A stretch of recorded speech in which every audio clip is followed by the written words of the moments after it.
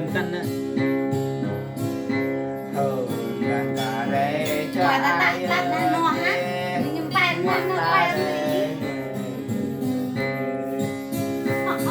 đi chơi em quay ta rồi ai vậy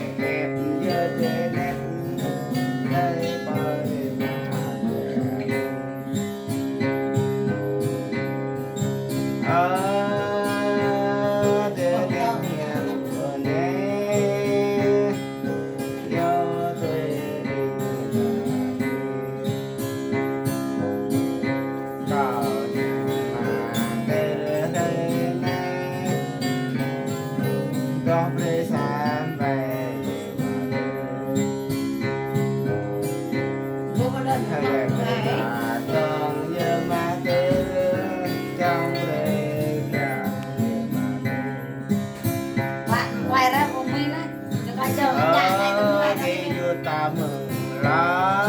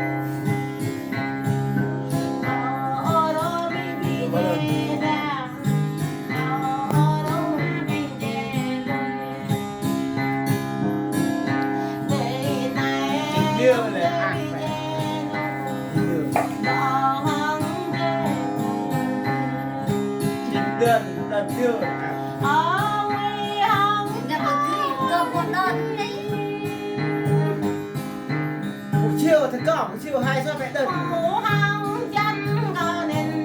cô nhà một con bài đã cô chiều thứ hai phải đợt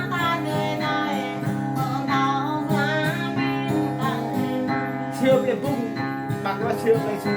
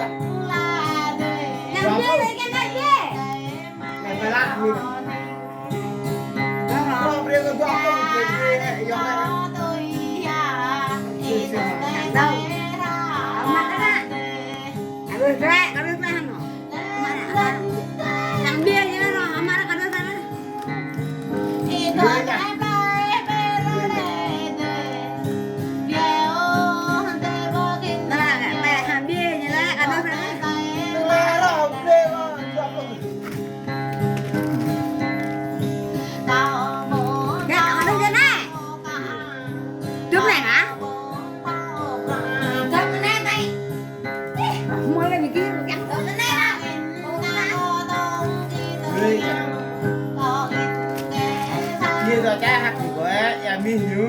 nó ra lên rồi ông mắt đấy nè đây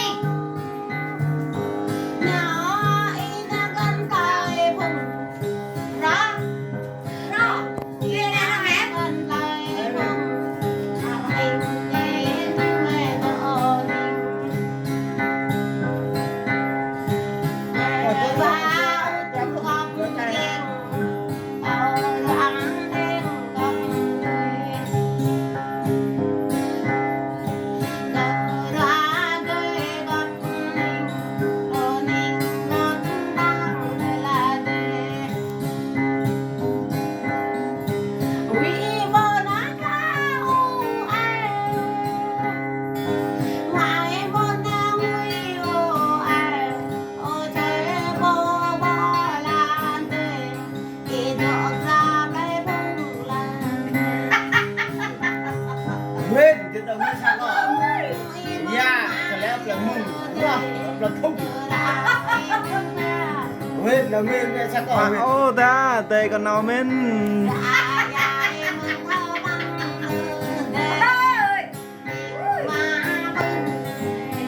quên là nguyên có quên là nguyên ya thật lẽ thì ya tự tại gặp là mừng